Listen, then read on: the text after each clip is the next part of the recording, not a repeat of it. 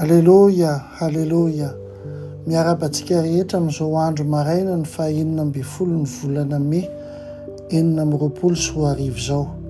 Tonga soa ianao eto amin'ny anina sahaza.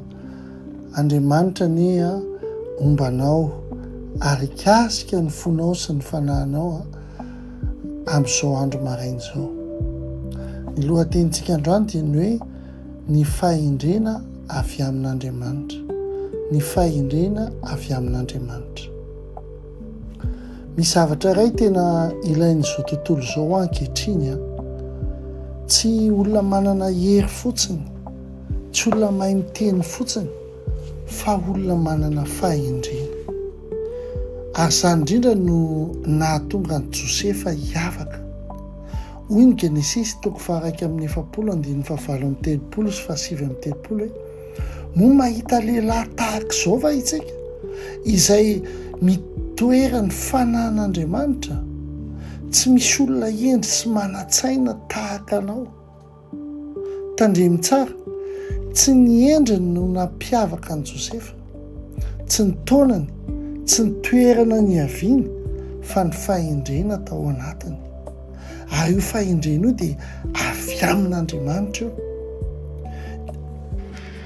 Ny tena fahindrena dia tsy fahaizana miteny be, tsy fahalalana boky fotsiny, fa fahafahana mahita sy manao sitrapon'Andriamanitra amin'ny fotoana mety.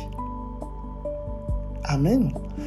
Josefa dia lehilahy nahalala ny fomba fiteny tokony atao, ny fanapa-kevitra tokony raisina, ary ny fomba hitondrana olona amin'ny fahindrena.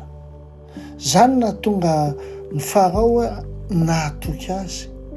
Fantatrao ve rehefa amin'ny olona iray ny fahindren'Andriamanitra dia hitan'ny olona izany. Satria izao rehefa aminao ny fahindrena dia misy fiadanana ao aminao, misy filaminana na amin'ny fomba fisainana, misy excellence na tsara indrindra amin'ny zavatra ataony, misy fahamatorana amin'ny toetrany. Ary izany no tadiavin'Andriamanitra tao anatintsika. Satria ny fahindrena dia iray amin'ireo porofo lehibe indrindra fa miara-mandeha amin'Andriamanitra ny olona iray. Ny zava-mahafinaritra amin'ny Josefa dia izao, na dia tany am-ponja azy izy dia tsy very ny fahindrena. Tao amin'ny toerana mangina, tany amin'ny toerana tsy nisy nahita azy, dia mbola nanohy ny anatra, nanohy ny tombo, ary nanohy ny aina tamin'ny fahindrena izy. Satria ny olona endry dia tsy miandry toerana lehibe vao hitombo. Fantan'ny olona endry fa ny toerana miafina dia toerana fanomanan'Andriamanitra ny dikan'izany. Ary rehefa tonga ny fotoana andro iray monja dia afaka manandratra olona iray Andriamanitra. Ny fahindrena taon'i Josefa no nitondra azy avy tany am-ponja ho akany an-dapa. Ary mbola toy izany koa ankehitriny. Mety tsy ny hery no hampiakatra anao, fa ny fahindrena. Mety tsy ny fifandraisana maro, fa ny fahindrena. Mety tsy ny tabataba ataonao, fa ny fahindrena sy ny toetra tsara ao anatinao. Koa mangatà fahindrena amin'Andriamanitra isan'andro ianao. Ao amin'ny asa, ao amin'ny fianakaviana, ao amin'ny ara-bolanao, ao amin'ny fifandraisanao, fanapa-kevitra rehetra. Satria olona iray manana fahindrena avy amin'Andriamanitra dia lasa fitahiana eny rehetra lehany iny. Alleloia. Andao tsika hivavaka. Tompo, misaotra anao noho ny fahindrena izay avy aminao. Aza vela aho hiankina amin'ny heriko sy ny fahalalako fotsiny. Fampianaro andeha amin'ny fahindrenao isan'andro aho.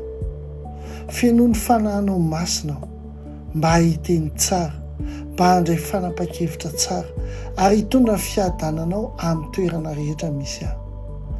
Oka ny fahindrena avy any aminao Tompo no hampiavaka ny fiainako, amin'ny anara-maherin' Jesosy Kristy. Amen. Amen. Mino fa Andriamanitra ny fiadanana ny kasika anao androany ary raha nahakasika anao zany dia zarao amin'ny namanao ary soaty eo amin'ny commentaire ko hoe ny fahendren'Andriamanitra no hitari-dalana, fahendren'Andriamanitra no hitari-dalana. Ary hotahian'Andriamanitra ianao entiko fahasoavana sy famindrapony anaraka anao amin'ny andro rehetra iananao dia toetra andro lava ohatran'ny Jehovah ianao. Docteur Ina Telesforiana, ampitiavana PDP.